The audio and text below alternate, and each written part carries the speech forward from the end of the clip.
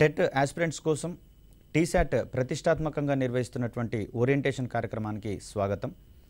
ఈ వీడియోలో మనము పేపర్ 2లోని ఫిజికల్ సైన్స్ అంశాలలో భాగంగా మెకానిక్స్ యాంత్రిక శాస్త్రానికి సంబంధించిన ప్రాథమిక అంశాలు తెలుసుకునే ప్రయత్నం చేద్దాం.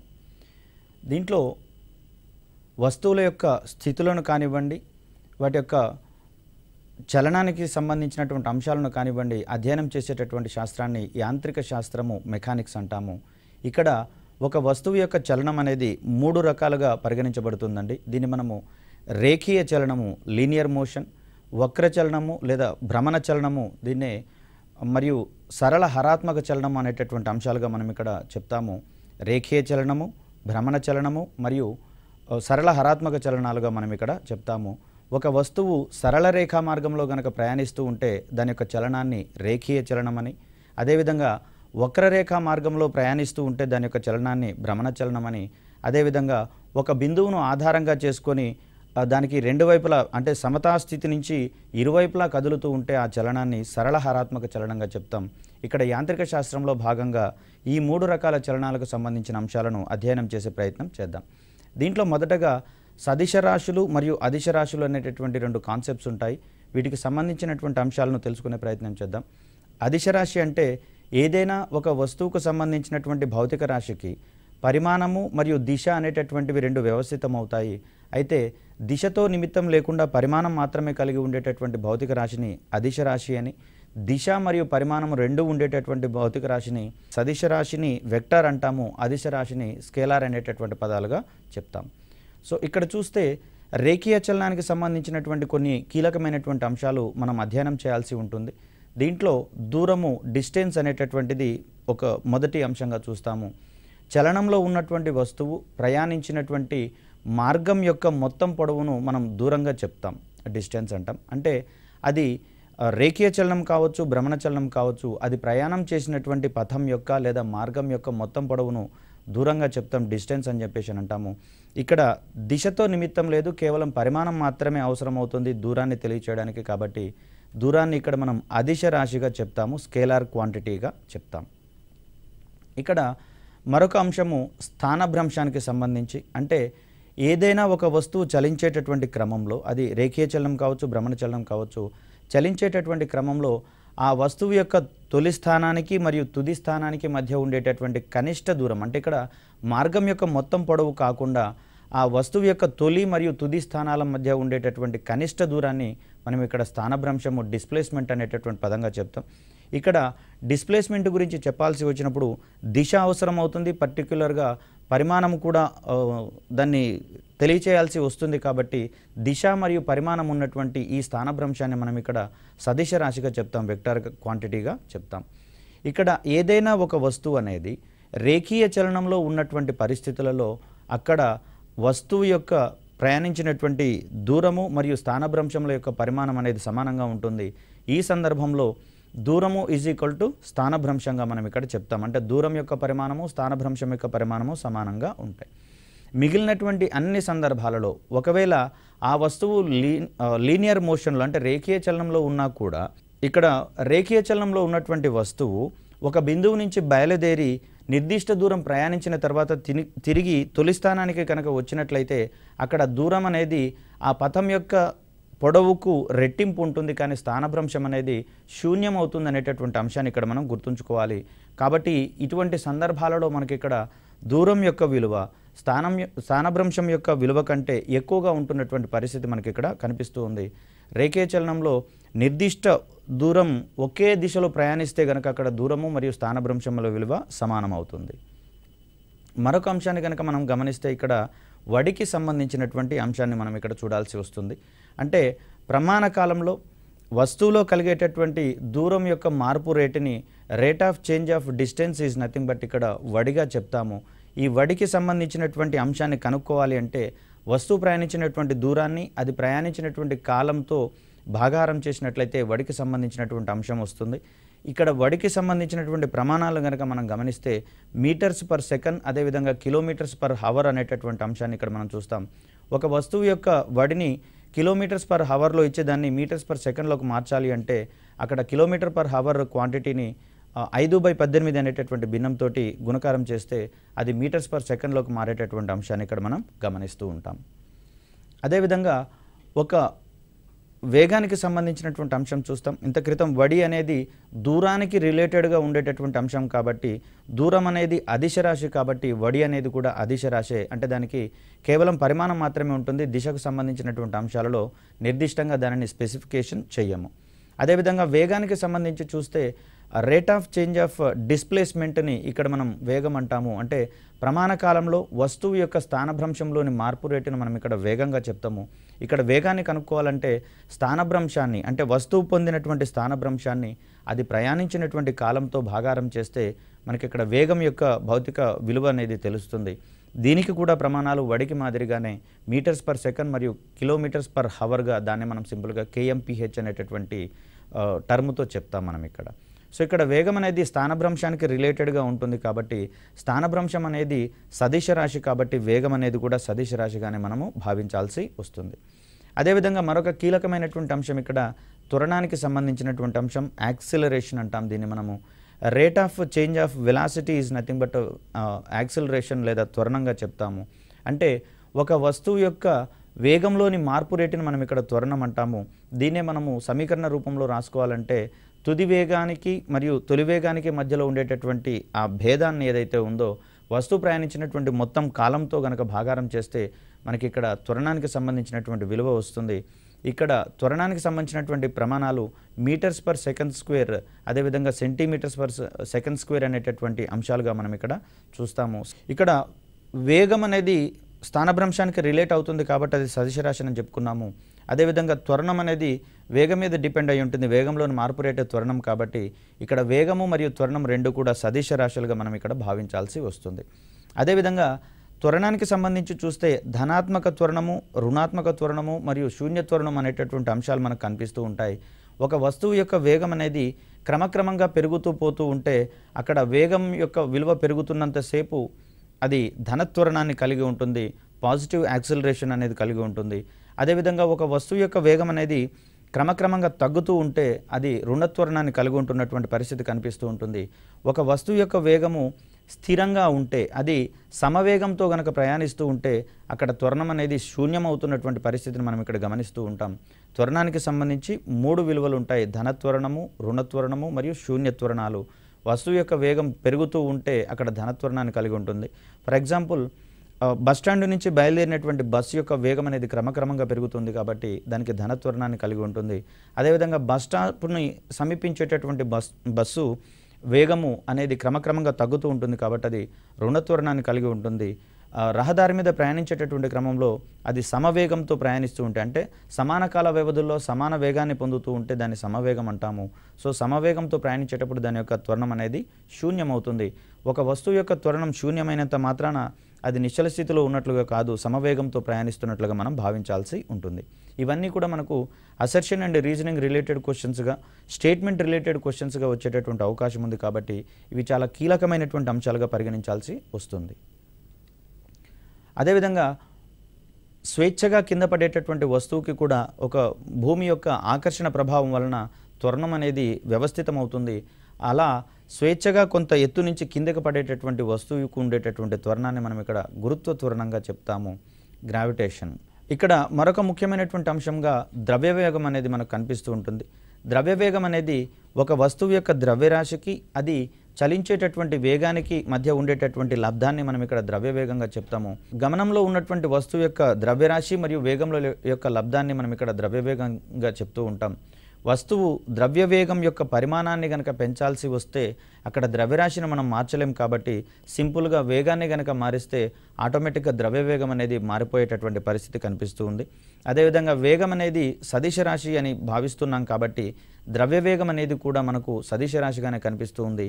ద్రవ్యవేగానికి సంబంధించినటువంటి ప్రమాణాలను గనక మనం పరిశీలించాల్సి వస్తే గ్రామ్ సెంటీమీటర్ పర్ సెకండ్, అదేవిధంగా కిలోగ్రామ్ పర్ సెకండ్ అనేటటువంటి అంశాలుగా మనం ఇక్కడ చూస్తాము ద్రవ్యవేగానికి సంబంధించినటువంటి ప్రమాణాలను. అదేవిధంగా యాంత్రిక శాస్త్రంలో మరొక కీలకమైనటువంటి అంశంగా బలం అనేటటువంటిది కనిపిస్తుంది. ఫోర్స్ అని అంటాం దీన్ని మనం. ఇక్కడ బలం అంటే ఏంటి అంటే ఒక వస్తువు యొక్క స్థితిని మార్చడానికి ప్రయత్నించేటటువంటి ఒక భౌతిక రాశిగా మనకి ఇక్కడ బలం అనేది కనిపిస్తూ ఉంటుంది. మరింత స్పెసిఫిక్గా చెప్పాలి అంటే నిశ్చల స్థితిలో ఉన్నటువంటి వస్తువు చలించడానికి కారణమయ్యేటటువంటిది, అదేవిధంగా చలించేటటువంటి వస్తువును నిశ్చల స్థితికి తీసుకొని రావడానికి దోహదపడేటటువంటి ఒక భౌతిక రాశిగా మనకి ఇక్కడ బలం అనేది కనిపిస్తూ ఉంటుంది. బలానికి సంబంధించినటువంటి ప్రమాణాలు కనుక మనం చూస్తే డైన్లు మరియు న్యూటన్లు అనేటటువంటి అంశంగా మనం ఇక్కడ చూస్తాం. ఇక్కడ బలం అనేది రెండు రకాలుగా జనిస్తుందండి. వీటిని మనము అంతర్గత బలాలు మరియు బహిర్గత బలాలు అనేటటువంటి అంశాలుగా చూస్తాం. ఒక వస్తువు అంతర్గతంగానే కొన్ని రకాలైనటువంటి బల ప్రభావాలకు లోనవుతుంది. ఇది మనకు ప్రవాహులకు సంబంధించి చూస్తే సంసంజన బలాలు, అసంజన బలాలు అని, అదేవిధంగా పరమాణువుల స్థాయిలో ఉండేటటువంటి ఆకర్షణ బలాలు ఇవన్నీ కూడా అంతర్గత బలాలుగా మనం పరిగణించాల్సి వస్తుంది. అదేవిధంగా వేరొక వస్తువు ప్రభావం వల్ల బలం అనేది అక్కడ కనిపిస్తూ ఉంటే దాన్ని మనము బహిర్గత బలాలు, ఎక్స్టర్నల్ ఫోర్సెస్గా మనం అక్కడ చెప్తాం. ఇంటర్నల్ ఫోర్సెస్ మరియు ఎక్స్టర్నల్ ఫోర్సెస్. అదేవిధంగా ఈ బలానికి సంబంధించినటువంటి రెండు ప్రమాణాల మధ్య ఎస్ఐ ప్రమాణాలు అయితే న్యూటన్ అంటాము, సిజిఎస్ ప్రమాణాలు అయితే డైన్స్ అంటాము. ఈ రెండింటికి మధ్య ఉండేటటువంటి పరస్పర సంబంధం మీద కూడా క్వశ్చన్ రావడం జరిగింది. ఒక న్యూటన్ యొక్క విలువ 10⁵ డైన్స్కి సమానం అన్నట్లుగా మనం ఇక్కడ గమనించాల్సి వస్తుంది. ఇక్కడ మరొక కీలకమైనటువంటి అంశంగా మనకు గమన నియమాలు అనేవి కనిపిస్తూ ఉంటాయి. దీంట్లో 3 గమన నియమాలను అందించడం జరిగింది. వీటికి సంబంధించినటువంటి ప్రాథమిక అంశాలను వివరించిన శాస్త్రవేత్తగా మనకు న్యూటన్ మహాశయుడు కనిపిస్తూ ఉంటారు. సో మొదటి గమన నియమానికి సంబంధించి చూస్తే వస్తువుపై బాహ్యబలం ప్రమేయం లేనంత వరకు ఆ వస్తువు తన యొక్క స్థితిని మార్చుకునే ప్రయత్నం చేయదు. అంటే ఏ స్థితిలో ఉండేటటువంటి వస్తువు అదే స్థితిలో ఉండడానికి ప్రయత్నిస్తుంది అనేటటువంటి అంశాన్ని మొదటి గమన నియమం అనేది మనకు తెలియజేస్తుంది. మరింత స్పెసిఫిక్గా చెప్పాలి అంటే వస్తువుపై ఏ బాహ్యబల ప్రమేయం లేనంత వరకు ఒక వస్తువు విరామ స్థితిలో ఉంటే విరామ స్థితిలో ఉండడానికి ప్రయత్నిస్తుంది. అదేవిధంగా చలనంలో ఉంటే గనక అది సమవేగంతో రుజుమార్గంలో ప్రయాణించడానికే ప్రయత్నిస్తుంది, కానీ దాని యొక్క స్థితిని మార్చుకునే ప్రయత్నం చేయదు ఎటువంటి బాహ్యబల ప్రమేయం లేనంత వరకు అనే విషయాన్ని ఇక్కడ మనకు మొదటి గమన నియమం చెప్తుంది. అంటే వస్తువు తన యొక్క స్థితిని మార్చుకోలేనటువంటి పరిస్థితి ఇక్కడ కనిపిస్తుంది. ఈ అశక్తతని మనము జడత్వానికి సంబంధించినటువంటి భావనగా చెప్తాం. అంటే జడత్వానికి సంబంధించినటువంటి ప్రాథమిక అంశాలను వివరించిన గమన నియమము ఏది అంటే ఈ ఓరియంటేషన్లో మనం మొదటి గమన నియమాన్ని పేర్కొనాల్సి వస్తుంది. సో మరొక అంశాన్ని చూస్తే ఇక్కడ ఒక అసెర్షన్ ఇచ్చాము, దాని కింద 3 రకాలైనటువంటి రీజనింగ్స్ని ఇవ్వడం జరిగింది. సో దీనికి సంబంధించి చూస్తే ఒక వస్తువు నిశ్చల స్థితిలో ఉంది అంటే కింద ఇచ్చినటువంటి 3 ఏది ప్రాథమిక కారణము లేదా ప్రధాన కారణం అయ్యేందుకు అవకాశం ఉంటుందనేది ఇక్కడ చూడాలి. సో R1 చూస్తే దాని యొక్క త్వరణం శూన్యమైనట్లుగా, అదేవిధంగా R2 చూస్తే దాని యొక్క వేగం శూన్యమైనట్లుగా, అదేవిధంగా R3ని కనుక మనం గమనిస్తే దాని యొక్క స్థానంలో మార్పు శూన్యమైనట్లుగా మనం ఇక్కడ గమనిస్తూ ఉంటాం. సో దీనికి సంబంధించి చూస్తే R1 R2 మాత్రమే సరైనవైనట్లుగా, R1 R3 మాత్రమే సరైనట్లుగా, లేదా R2 R3 మాత్రమే సరైనట్లుగా, R3 మాత్రమే సరైనట్లుగా మనం ఇక్కడ భావించాల్సి వస్తుంది. సో దీనికి సంబంధించినటువంటి సమాధానాన్ని కనుక మనం గమనిస్తే వస్తువు యొక్క స్థితిలో మార్పు లేకపోతే అది నిశ్చల స్థితిలో ఉన్నట్లుగా మనం భావించాల్సి వస్తుంది, కాబట్టి R3 సరైనది.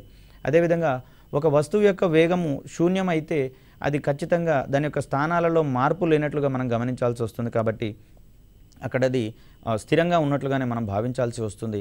అదేవిధంగా ఒక వస్తువు యొక్క త్వరణం కనుక శూన్యమైతే అక్కడ దాని యొక్క వేగంలోని మార్పు రేట్ అనేది శూన్యం అవుతుంది, కాబట్టి ఇక్కడ 3కి సంబంధించినటువంటి అంశంగా మనం ఇక్కడ చూస్తూ ఉంటాం. చలనానికి సంబంధించి రేఖీయ చలనానికి సంబంధించి కనుక మనం ఒకటి గమనిస్తే L/R = m/v. ఇక్కడ m/v అనేటటువంటిది మనకు అక్కడ ద్రవ్యవేగంగా చెప్తుంది. అదేవిధంగా R అనేటటువంటిది భ్రమణ చలనంలో ఉన్నటువంటి లేదా వక్ర మార్గంలో ఉన్నటువంటి పథం యొక్క వ్యాసార్థంగా మనకి ఇక్కడ చెప్తే ఇక్కడ ఒక వస్తువు భ్రమణ చలనంలో ఉన్నా లేకపోతే పరమాణువు చుట్టూతో ఎలక్ట్రాన్ తిరుగుతున్నటువంటి క్రమంలో కూడా ఇక్కడ మనము దీన్ని ఆపాదించుకోవచ్చు. ఇక్కడ అధిక కక్షలోకి గనక ఒక వస్తువు ప్రయాణించినట్లయితే అక్కడ వ్యాసార్థం ఎక్కువగా ఉన్నట్లయితే వేగం అనేది తగ్గుతూ ఉంటుంది, కాబట్టి అధిక కక్షలలో చలించేటటువంటి లేదా అధిక వ్యాసార్థం ఉన్నటువంటి కక్షల్లో చలించేటటువంటి వస్తువుల యొక్క వేగం అనేది తక్కువ అవుతుందని, అదేవిధంగా కక్ష యొక్క వ్యాసార్థము తక్కువగా ఉన్నట్లయితే అక్కడ చలించేటటువంటి వస్తువు యొక్క వేగం ఎక్కువ అవుతున్నట్లుగా మనకి ఇక్కడ సమీకరణాన్ని బట్టి మనం అర్థం చేసుకోవచ్చు. ఇక్కడ బలానికి సంబంధించినటువంటి అంశాలను చూస్తూ ఉన్నాం. విరామ స్థితిలో ఉన్నటువంటి వస్తువును చలింపచేయడానికి ప్రయత్నించేది, అదేవిధంగా చలించేటటువంటి వస్తువులను విరామ స్థితికి తీసుకుని వచ్చేటటువంటి అంశాలుగా మనం ఇక్కడ బలాన్ని చూస్తూ ఉన్నాం. మరో రకంగా చెప్పాలి అంటే ఒక వస్తువు యొక్క ద్రవ్య వేగంలో మార్పుకు దోహదపడేటటువంటి ఒక అంశంగా, భౌతిక అంశంగా మనం ఇక్కడ బలానికి సంబంధించినటువంటి అంశాన్ని వివరించేటటువంటి ప్రయత్నం చేస్తాం. అదేవిధంగా చలనానికి సంబంధించినటువంటి ప్రయోగాలు చేసినటువంటి శాస్త్రవేత్తగా మనకు అరిస్టాటిల్ కనిపిస్తూ ఉంటారు. ఇక్కడ అరిస్టాటిల్ ప్రకారము చలించేటటువంటి వస్తువులను బాహ్య బలం అనేది ముందుకు తోస్తుంది అనేటటువంటి అంశాలను వివరించడం జరిగింది. ఫర్ సపోజ్ చిన్నపిల్లవాళ్ళు టైర్లతో ఆట ఆడేటటువంటి క్రమంలో దాన్ని నిర్ణీత ఇంటర్వెల్స్లో అంటే ప్రమాణ కాలాలలో దానిని కొట్టుకుంటూ ముందుకు వెళ్ళేటటువంటి పరిస్థితి మనకు కనిపిస్తుంది. అటువంటి పరిస్థితులలో అక్కడ మనం ప్రయోగించేటటువంటి బలం టైర్ని ముందుకు తోయడం ద్వారా అది భ్రమణచలనంలో ప్రయాణించేటటువంటి క్రమాన్ని మనం అక్కడ గమనిస్తాము. అదేవిధంగా వాలుతలాల మీద ప్రయోగాలు చేసినటువంటి శాస్త్రవేత్తగా మనకి ఇక్కడ చలనాలకు సంబంధించి గెలీలియో కనిపిస్తూ ఉంటారు. సో ఇక్కడ న్యూటన్ మొదటి గమన నియమానికి సంబంధించి మొదటి గమన నియమానికి సంబంధించి బాహ్య బల ప్రమేయము లేనంత వరకు ఒక వస్తువు యొక్క త్వరణం శూన్యమవుతుంది అనేటటువంటి అంశాన్ని ఇక్కడ మనకు కనిపిస్తుంది. దీన్ని మనం బాహ్య బల ప్రమేయాన్ని నెట్ ఎక్స్టర్నల్ ఫోర్స్గా మనం అక్కడ చెప్తాం. ఇక్కడ మొదటి గమన నియమం వివరించేటటువంటి ప్రాథమిక అంశాన్ని జడత్వంగా మనం ఇక్కడ చెప్పుకున్నాం. అదేవిధంగా ఈ జడత్వం అనేటటువంటి భౌతిక రాశి వస్తువుల యొక్క ఏ ధర్మం మీద ఆధారపడి ఉంటుంది అంటే ఆ వస్తువుల యొక్క ద్రవ్యరాశి మీద ఆధారపడి ఉంటుంది. ఏ వస్తువుకైతే ద్రవ్యరాశి అధికంగా ఉంటుందో ఆ వస్తువులకు జడత్వం ఉంటుంది. అంటే మరో రకంగా చెప్పాలంటే వస్తువుల యొక్క ద్రవ్యరాశి మరియు జడత్వం రెండు కూడా ఒకదానికొకటి అనులోమానుపాతంలో ఉన్నట్లుగా మనకి ఇక్కడ కనిపిస్తూ ఉంటుంది. ఇక్కడ జడత్వానికి సంబంధించి చూస్తే 3 రకాలైనటువంటి జడత్వ భావనలు మనకి ఇక్కడ కనిపిస్తూ ఉంటాయి. దాంట్లో మొదటిది కనుక మనం గమనిస్తే ఒక వస్తువు తనంతట తానుగా తన యొక్క దిశను మార్చుకోలేనటువంటి అశక్తతను దిశా జడత్వం అని చెప్పేసి అంటారు. So inertia due to direction అనేటటువంటి అంశంగా ఇక్కడ మనం చూస్తూ ఉంటాం. ఫర్ ఎగ్జాంపుల్ గమనించినట్లయితే రేఖీయ చలనంలో ప్రయాణించేటటువంటి ఒక వాహనము వక్ర మార్గంలోకి ప్రయాణించేటటువంటి క్రమంలో అందులో ఉన్నటువంటి ప్రయాణికులు సడన్గా ఆ దిశను మార్చుకోలేక వక్ర మార్గానికి ఆవలి వైపుకి తూలిపడేటటువంటి పరిస్థితి మనకు అక్కడ కనిపిస్తూ ఉంటుంది. సో దీన్ని మనము దిశా జడత్వానికి సంబంధించినటువంటి భావనగా మనం ఇక్కడ చెప్తాం. అదేవిధంగా చూస్తే చక్రాలు ప్రయాణించేటటువంటి క్రమంలో వాటికి దుమ్ము ధూళి కణాలు అంటుకునేటటువంటి పరిస్థితి మనకు కనిపిస్తూ ఉంటుంది. ఇలా ఒక వాహనము గమనంలో ఉండేటటువంటి పరిస్థితులలో అవి అక్కడ ఉన్నటువంటి బిందువు దగ్గర స్పర్శరేఖ మార్గంలో విసిరివేయబడేటటువంటి పరిస్థితి మనకు కనిపిస్తుంది. దీనికి ప్రధాన కారణంగా మనం ఇక్కడ దిశా జడత్వానికి సంబంధించినటువంటి భావనగా మనం చెప్పుకుంటూ ఉంటాం. మరొక అంశాన్ని కనుక గమనిస్తూ ఉంటే ఇక్కడ విరామ జడత్వం అనేది మనకు కనిపిస్తూ ఉంటుంది. అంటే విరామ స్థితిలో ఉన్నటువంటి వస్తువు తన స్థితిలోని మార్పును వ్యతిరేకించేటటువంటి ధర్మాన్ని మనం ఇక్కడ విరామ జడత్వం అనేటటువంటి పేరుతో మనం ఇక్కడ చెప్తాం. ఇనర్షియా డ్యూ టు రెస్ట్ అనేటటువంటిది మనం ఇక్కడ చెప్పుకునేటటువంటి పదం. ఫర్ ఎగ్జాంపుల్ చూసినట్లయితే చెట్లకు ఉండేటటువంటి పండ్లను రాల్చాలి అంటే అక్కడ చెట్టు కొమ్మ అనేది నిశ్చలంగా ఉంటుంది. తత్ఫలితంగా దానికి అంటుకొని ఉన్నటువంటి పండు కూడా నిశ్చల స్థితిలోనే ఉంటుంది. దానిని గనక అక్కడ నేలకు రాల్చాలి అంటే చెట్టు కొమ్మని గనక గట్టిగా ఊపినట్లయితే ఆ చెట్టు కొమ్మ ఊగినంత వేగంగా పండు కూడా ఊగలేదు. కాబట్టి అది పండు అనేది నిశ్చల స్థితిలోనే ఉండడానికి ప్రయత్నించేటటువంటి ధర్మం వల్ల అది నేలకు రాలిపోయేటటువంటి పరిస్థితి కనిపిస్తుంది. దీనికి ప్రధాన కారణంగా విరామ జడత్వాన్ని మనం పేర్కొంటూ ఉంటాం. అదేవిధంగా బట్టల నుంచి దుమ్ము ధూళి కణాలను, అదేవిధంగా బట్టలను ఉతికిన తర్వాత వాటిలోని నీటి బిందువులను వేరు చేసేటటువంటి క్రమంలో కూడా మనకి ఇక్కడ విరామ జడత్వం అనేది కనిపిస్తూ ఉంటుంది. సో బట్టలను దులిపినప్పుడు విరామ జడత్వం వలన దుమ్ము ధూళి కణాలు మరియు దాంట్లో ఉండేటటువంటి నీటి బిందువులు అనేవి వేరుపడేటటువంటి పరిస్థితిని మనం ఇక్కడ చూస్తాం. అదేవిధంగా నిశ్చల స్థితిలో ఉన్నటువంటి వాహనం కనుక సడన్గా కదిలినట్లయితే అందులో ఉన్నటువంటి ప్రయాణికులు వెనుకకు తూలేటటువంటి పరిస్థితి కనిపిస్తూ ఉంటుంది. ఎందుకంటే బస్సు లేదా వాహనం అనేది నిశ్చల స్థితిలో ఉన్నప్పుడు అందులో ఉన్నటువంటి ప్రయాణికులు సైతం నిశ్చల స్థితిలో ఉంటారు. సడన్గా వాహనం ముందుకు కదిలినప్పుడు అందులో ఉన్నటువంటి ప్రయాణికులు తమ యొక్క స్థితిలోని మార్పును అంటే విరామ స్థితిని మార్చుకోలేనటువంటి అశక్తత ఉంటుంది. కాబట్టి వారు వెనుకకు పడిపోయేటటువంటి అంశం కనిపిస్తుంది. అంతేకాని వాహనం కదిలినప్పుడు వాహనం వెంబడి వారు కదిలేటటువంటి పరిస్థితి అనేది కనిపించదు సడన్గా కదిలిన పరిస్థితులలో. అదేవిధంగా మరొక రకమైనటువంటి జడత్వాన్ని కనుక మనం గమనిస్తే గమన జడత్వానికి సంబంధించినటువంటి అంశాన్ని మనం ఇక్కడ చూస్తాం. ఒక వస్తువు చలించేటటువంటి క్రమంలో తన యొక్క చలనంలోని మార్పును మార్చుకోలేనటువంటి పదార్థ అశక్తతని లేదా వస్తువు యొక్క అశక్తతని గమన జడత్వంగా మనం ఇక్కడ చెప్తాం. ఫర్ ఎగ్జాంపుల్ చూసినట్లయితే కదులుతున్నటువంటి ఏదైనా ఒక వాహనం నుంచి ప్రయాణికులు దిగాలి అంటే సడన్గా వారు నిశ్చల స్థితికి వస్తే గనక కింద పడిపోయేటటువంటి ప్రమాదం ఉంటుంది. కాబట్టి ఆ చలించేటటువంటి వాహనం దిశగానే సదరు ప్రయాణికులు కొంత దూరం ప్రయాణించాల్సి వస్తుంది. క్రమక్రమంగా వారి యొక్క వేగాన్ని తగ్గించుకుంటూ నిశ్చల స్థితికి వచ్చేటటువంటి ప్రయత్నం అనేది వారు చేయడం జరుగుతుంది. ఇది ఎందుకు అంటే ప్రధానంగా మనము గమన జడత్వానికి సంబంధించినటువంటి అంశంగా మనం ఇక్కడ చూస్తాం.